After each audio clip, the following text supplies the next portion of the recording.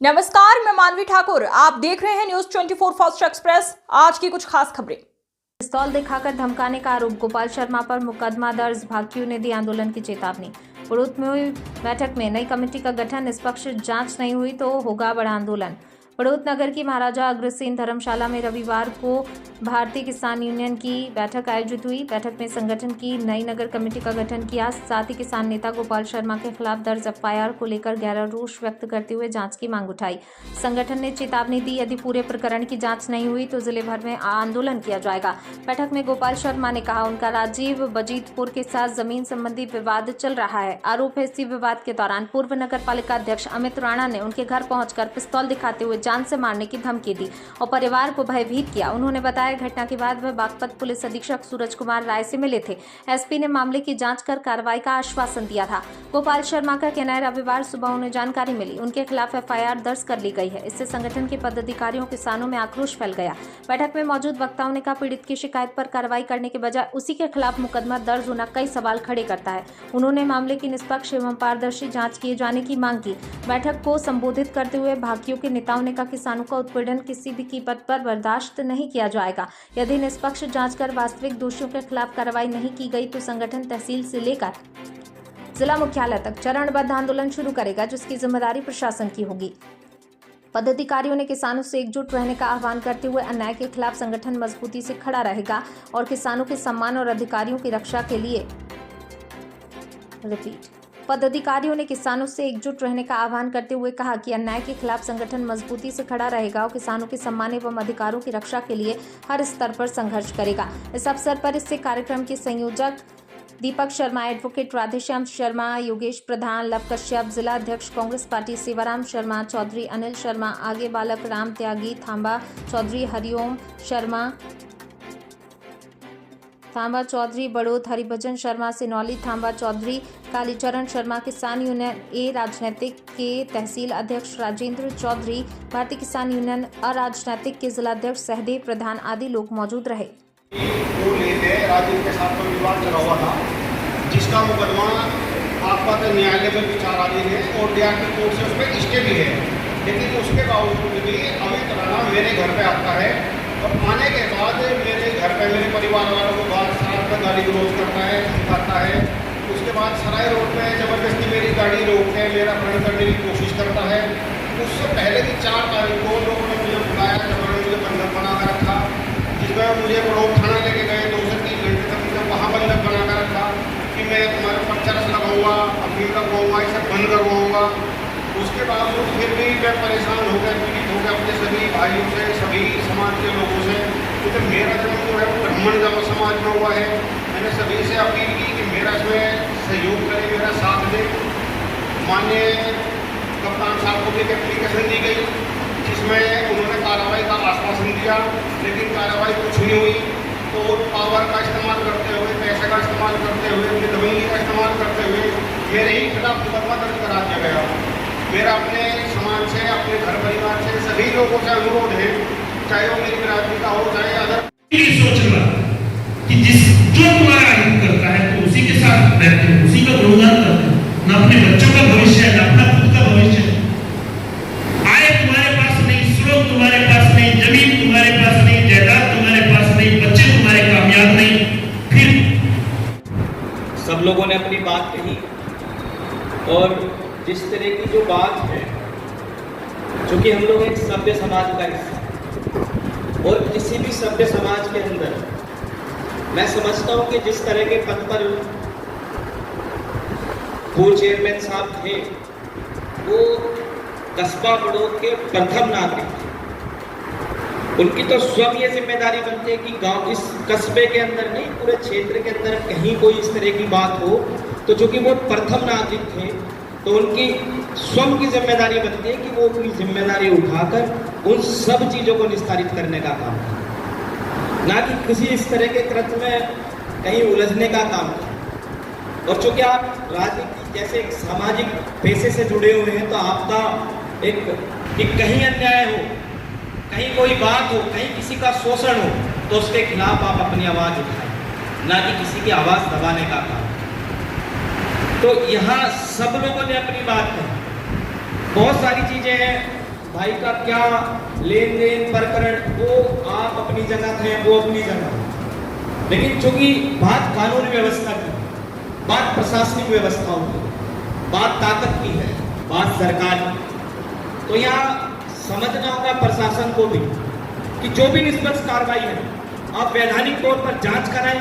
जांच कराने के बाद जो भी उसके अंदर, चाहे वो कोई भी कितना ताकतवर व्यक्ति हो, चाहे कोई साधारण व्यक्ति हो, उस जांच के अंदर जो भी व्यक्ति दोषी पाया जाए, जो कठोर लाइन ऑर्डर के लिए जानी जाती है, लाइन ऑर्डर के लिए उन्होंने बात करी, उसके मुद्दे पे तमाम बात वे होनी चाहिए, निर्णायक बात, निर्णायक मंडल।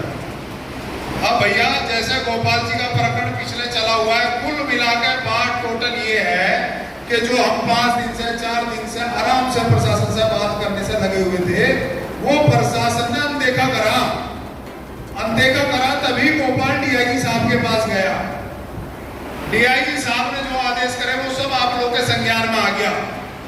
सुबह हमने कोतवाल साहब से बात करी, शाम ये एफआईआर हुई, सुबह हमने बात करी, भाई ये ऐसा ऐसा हो गया, ऐसा कैसे अनैतिक कार्य हो रहा है।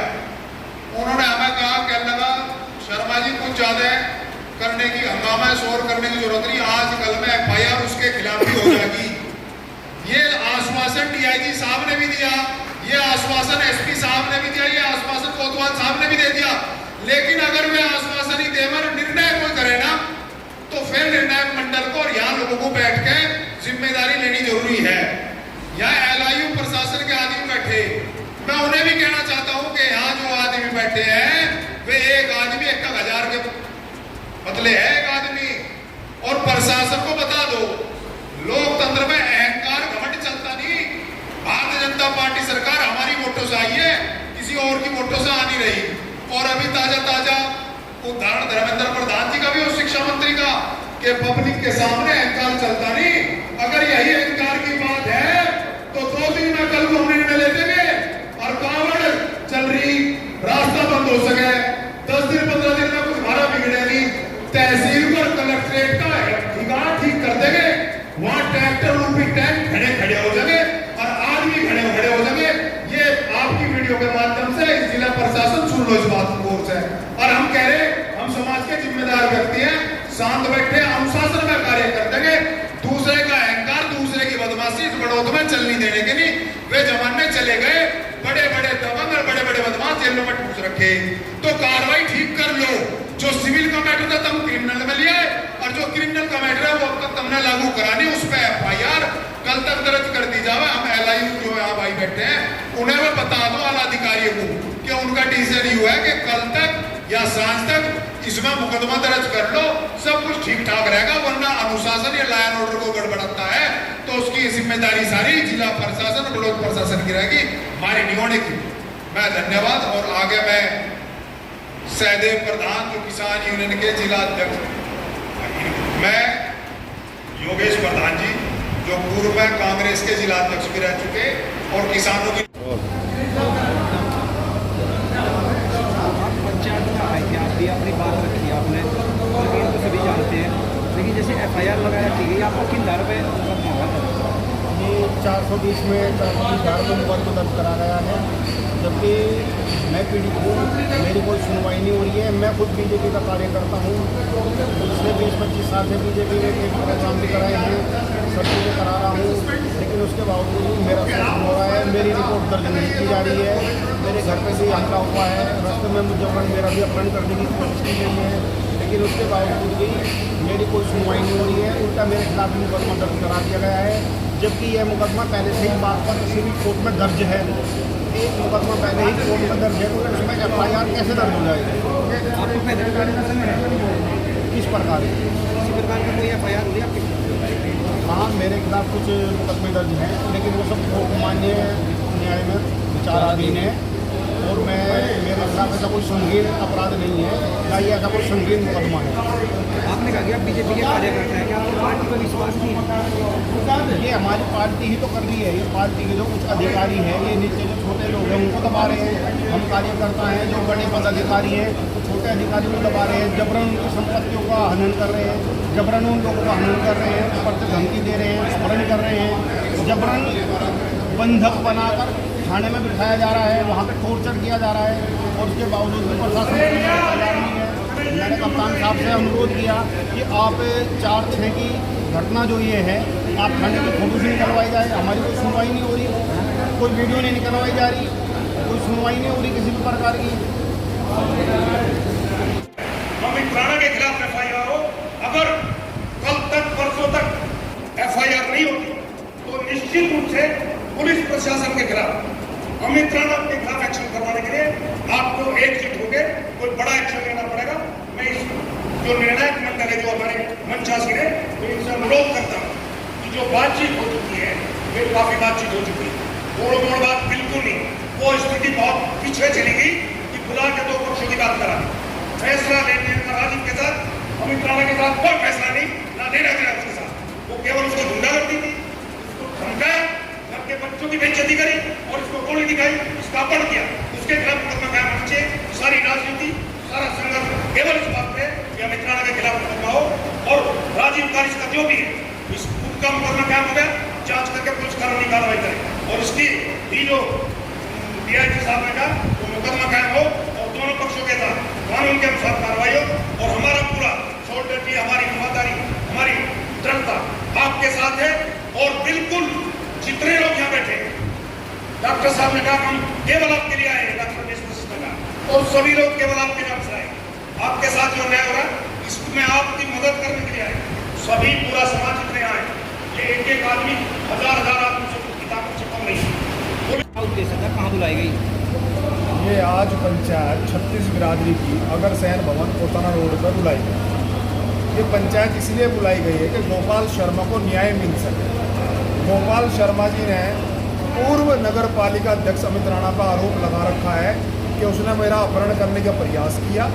मुझे एक दिन 2 घंटे लोग अपनी गाड़ी में लेकर पहुंचा और मुझे कोतवाली में लेकर गया। वहाँ कोतवाल मौजूद नहीं था और मुझे धमकाया कि अगर तेरे चरस लगा दूँ या गांजा कर लगवा दूँ, तुझे अंदर जेल में पुछवा दूँ। और उसे फिर 1 घंटे बाद वहाँ से फिर ले लिया और अगले दिन फिर माफ़ी मांग ली और 10 दिन बाद फिर उनके घर पहुँचा जो सीसीटीवी कैमरे में कैद है। उनके घर पर इनका कहना है कि मेरे घर परिवार वालों के साथ अभद्रता की, उन्हें धमकाया। फिर गोपाल जी ने बताया कि उन्हें सूचना मिलती है कि मैं सराय रोड पे हूँ। वहाँ मुझे सराय रोड पे रोका गया, मेरी गाड़ी रोकी गई, मुझे बुलवाया गया अपने सुरक्षा कर्मियों के द्वारा और कहा गया कि तेरा गोली मार दूँगे ब्राह्मण के। तो ऐसे जाति सूचक शब्द बोले गए, जिसमें गोपाल हमारे सर्व समाज उत्थान समिति का सदस्य भी है और हमारी किसान यूनियन का भी ये सदस्य है और एक सम्मानित सदस्य है, पट्टी महर का रहने वाला भी हमारा पड़ोसी भी है। तो हम सामाजिकता के नाते और पीड़ित होने के नाते इसके साथ खड़े हैं और इसका पूरा साथ देंगे। पुलिस प्रशासन से बात चल रही है, डीआईजी साहब ने दोनों तरफों से एफआईआर की बात कही थी, लेकिन सिर्फ एक ही पक्ष की एफआईआर दर्ज की गई है, बल्कि वो सिविल का मैटर था, उसे क्राइम में तब्दील कर दिया गया है। जो क्राइम हुआ है अभी तक पीड़ित पक्ष की तरफ से एफआईआर दर्ज नहीं की गई है। पुलिस का कहना है कि हम शाम तक एफआईआर दर्ज कर लेंगे। हम कल तक का अल्टीमेटम दे रहे हैं और हमारा एक निर्णायक मंडल कमेटी बनाई हुई है जिसमें किसान यूनियन के जिला अध्यक्ष हैं, 24 खाप के चौधरी अनिल शर्मा जी हैं, योगेश प्रधान हैं, प्रदेश अध्यक्ष महेंद्र दत्त शर्मा जी हैं। तो 36 बिरादरी के लोगों की एक कमेटी बनाई गई है और ये कमेटी निर्णय लेगी अगर कल तक सुबह तक या आज शाम तक एफआईआर दर्ज नहीं होती है। गोपाल पर किन धाराओं पे मुकदमे दर्ज हुआ थी? भोपाल में आईपीसी धारा 420 के तहत हुआ है, उसमें कई ऐसे मामले, कई धाराएं हैं। अगर रिपोर्ट दर्ज नहीं होती तो क्या आगे होगा? निर्णायक कमेटी डिसीजन लेगी, पुलिस प्रशासन से बात की जाएगी, जैसा कमेटी डिसीजन लेगी कमेटी बनाएगी। उसके बाद अगर बड़ा आंदोलन करना रहा, कलेक्ट्रेट में बड़ा आंदोलन करना हो या सड़कें जाम करनी हो या कई हजार आंदोलन करना हो, वो किया जाएगा। अन्याय बिल्कुल सहन नहीं किया जाएगा। पीड़ित के साथ हमारे सभी संगठन मजबूती से खड़े हैं। बीजेपी में तो हर वर्ग शोषित महसूस कर रहा है, कौन सा वर्ग का शोषण नहीं हो रहा है? स्टूडेंटों का यहाँ शोषण हो रहा है। अगर बीजेपी में स्टूडेंट वर्ग की घुस होता तो 20 छात्रों ने खुदकुशी कर ली, इससे बड़ा शोषण क्या हो सकता है? कहाँ शोषण नहीं हो रहा? सड़कें यहाँ टूट रही है। लॉ एंड ऑर्डर जिसके लिए योगी आदित्यनाथ जी जाने जाते हैं, उत्तर प्रदेश के अंदर कितने मर्डर हो गए हैं और भारतीय जनता पार्टी के नेता ही लोगों को जबरदस्ती अपनी गाड़ी में डाल रहे हैं और 3-3 घंटों का टॉर्चर किया जा रहा है। तो क्या ये लॉ एंड ऑर्डर ही है? गोपाल शर्मा जो है ये कई दिन से परेशान है, इसका मुकदमा तो लिखा नहीं गया, उल्टा इसी के ऊपर एफआईआर करा दी। तो प्रशासन ने बहुत सोचे समझे बिगड़ सोचे समझे करा है, इसकी जांच करता है। अगर 2 दिन के अंदर आश्वासन दे रहे नहीं मुकदमा लिखा गया तो इसमें बड़ा आंदोलन होगा। कप्तान का गिराव करना पड़ेगा, कप्तान का गिराव करेंगे, थाने का करना पड़ेगा, थाने का गिराव करेंगे, रोड जाम करनी पड़ी तो रोड जाम करेंगे। ये तो प्रशासन सोच समझ ले, इसके मुकदमे की कार्रवाई करें। 2 दिन का समय है, नहीं तो उसके बाद में बड़ा आंदोलन। हर खबर की अपडेट पाने के लिए बने रहिए न्यूज़ 24 फास्ट एक्सप्रेस के साथ।